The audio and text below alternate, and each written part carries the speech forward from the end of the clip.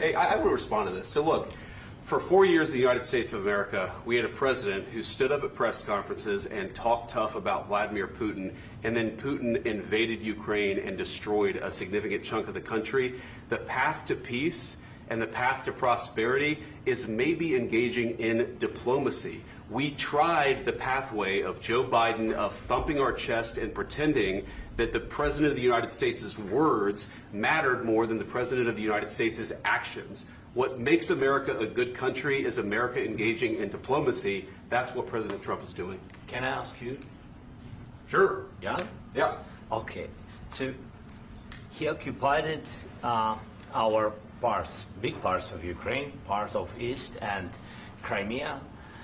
So he occupied it on 2014. So during a lot of years, so I'm not speaking about just Biden, but those time was Obama, then President Obama, then President Trump, then President Biden, now President Trump, and God bless, now President Trump will stop him. But during 2014, nobody stopped him. He just occupied and took.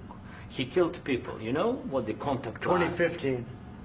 2014 and 2014. 2014. Yeah. So I was not here. Yeah, but that's exactly right. Yes, but during 2014 till 2022, yeah, the situation the same. The people are been dying on the contact line. Nobody stopped him. You know that we had conversations with him, a lot of conversation, my bilateral conversation, and we signed with him, me, like a new president. In 2019, I signed with him the deal. I signed with him, Macron and Merkel, we signed ceasefire. Ceasefire. All of them told me that he will never go. We signed with him with gas contract. Gas contract. Yes, but after that, he broken this ceasefire. He killed our people and he didn't exchange prisoners. We signed the exchange of prisoners, but he didn't do it. What kind of diplomacy, JD, you are speaking about? What do you mean?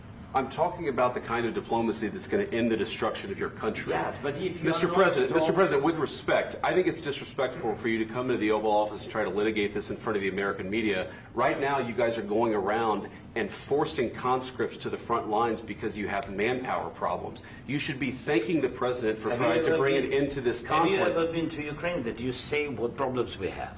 I have been to. Come once. I've actually watched and seen the stories, and I know what happens is you bring them on a propaganda tour, Mr. President.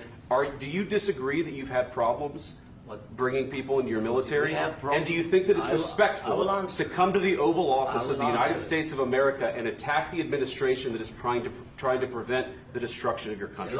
A lot of questions. Let's start from the beginning. Sure. First of all, during the war, everybody has problems, even you, but you have nice ocean and don't feel now, but you will feel it in the future. God bless. You don't know that. God bless. You God bless. You will not have a war. Don't tell us what we're going to feel. We're trying to solve a problem. Don't tell us what we're going to feel. I'm not telling you. Because you're in no position to dictate that. That's exactly what you're doing. You're in no position to dictate what we're going to feel.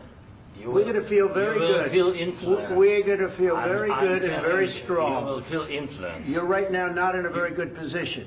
You've allowed yourself to be in a very bad position, and he happens to be right about it. From the very beginning of the war. You're not in a good position. You don't have the cards right now.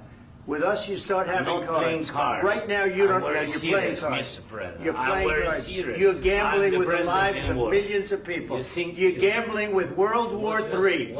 You're gambling with World War III.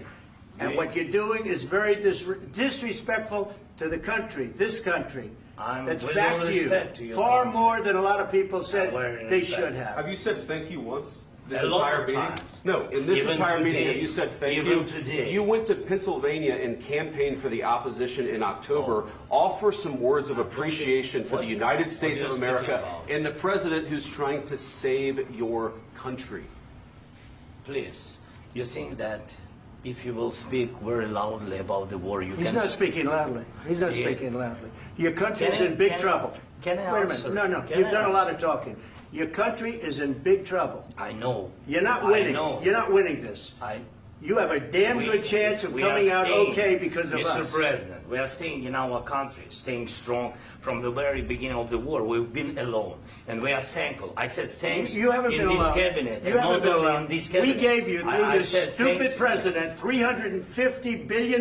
You voted we gave for you your military president. equipment. You and you voted men for are your brave, president. but they had to use our military. What about Vance? If you didn't have You our invited military me- equipment, you invited if me you to didn't speak- have our military equipment, this war would have been over in 2 weeks. In 3 okay? days, I heard it from Putin. In 3 days, this is something Maybe new. less. In 2 weeks, of course, yes. It's going to be a very hard thing to do business like this. I Ben, tell you. just say thank you. I said a lot of Except times that thank there- you except to that- American people. Except that there are disagreements, and let's go litigate those disagreements rather than trying to fight it out in the American media when you're wrong.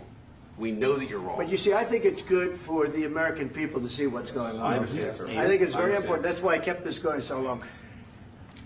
You have to be thankful. You don't have the I'm cards. thankful. You're buried there. Your people are dying. tell you You're again, running I low know. on soldiers. Don't- Listen, don't please, you're running Mr. low on President. soldiers. It would be a damn good thing. Mr. And then President. then you tell us, I don't want a ceasefire. I don't want a ceasefire. I want to go and I want this. Look. If you could get a ceasefire right now, I tell you, you take it so the bullets stop flying and your men stop getting killed. Of course, we want to stop the war. But you're I saying said- you don't want a ceasefire. But I said to you, I want a ceasefire. with guarantees. Because you'll get a ceasefire faster than an agreement. Ask our people about ceasefire, what they think. That wasn't doesn't with matter me. for you what- that what wasn't is- with me. It That was wasn't with with you. a guy named Biden, who was not a smart person. This That is was your, with, this that was is with your Obama. president. It was your president. Excuse me. That was with Obama, who gave you sheets, and I gave you javelins. Yes. I gave you the javelins to take out all those tanks. Obama gave you sheets. In fact, the statement is Obama gave sheets and Trump gave javelins. You got to be more thankful, because let me tell you, you don't have the cards. With us, you have the cards.